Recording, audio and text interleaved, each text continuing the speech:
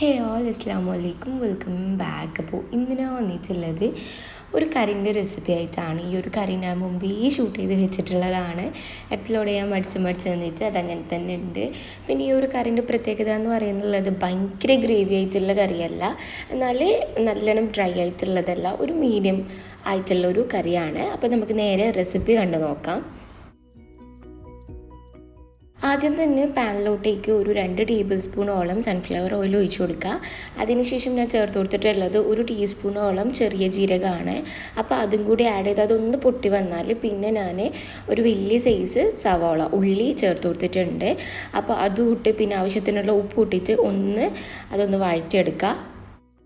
ഉള്ളി ഒന്ന് വഴന്നു വന്നാൽ ഇതിലോട്ടേക്ക് ഞാനൊരു മീഡിയം സൈസ് തക്കാളി ചേർത്ത് കൊടുത്തിട്ടുണ്ട്, ചെറുതായിട്ട് അരിഞ്ഞിട്ട്. അപ്പോൾ അതും കൂടി ഇട്ട് ഒന്ന് വഴറ്റിയെടുക്കണം.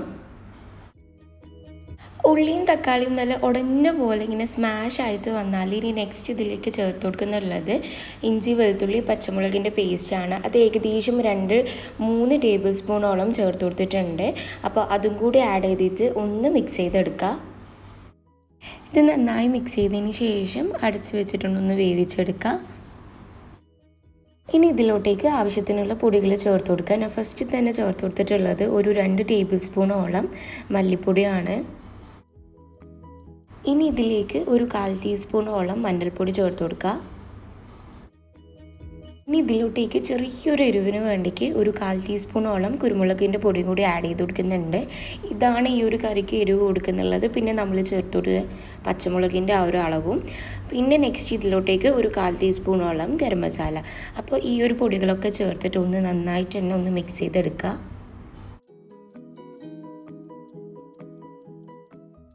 ഇനി ഈ പൊടികളൊക്കെ പച്ചമണം മാറിക്കഴിഞ്ഞാൽ നെക്സ്റ്റ് ഇതിലേക്ക് ഞാൻ ചേർത്ത് കൊടുക്കുന്നുള്ളത് ടൊമാറ്റോ സോസാണ്.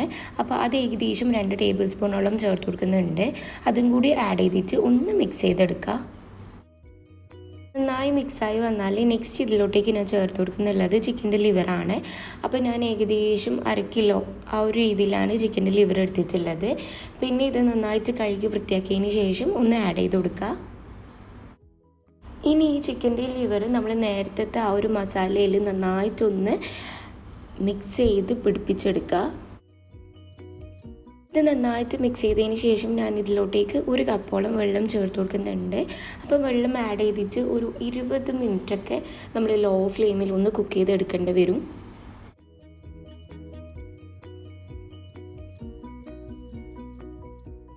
ഇത് ഇടയ്ക്കിടയ്ക്ക് ഒന്ന് ഓപ്പൺ ചെയ്തിട്ട് ഒന്ന് മിക്സാക്കി കൊടുക്കുക. അടിക്കൊന്നും പിടിക്കില്ല, എന്നാലും ഒന്ന് മിക്സാക്കി കൊടുക്കുക.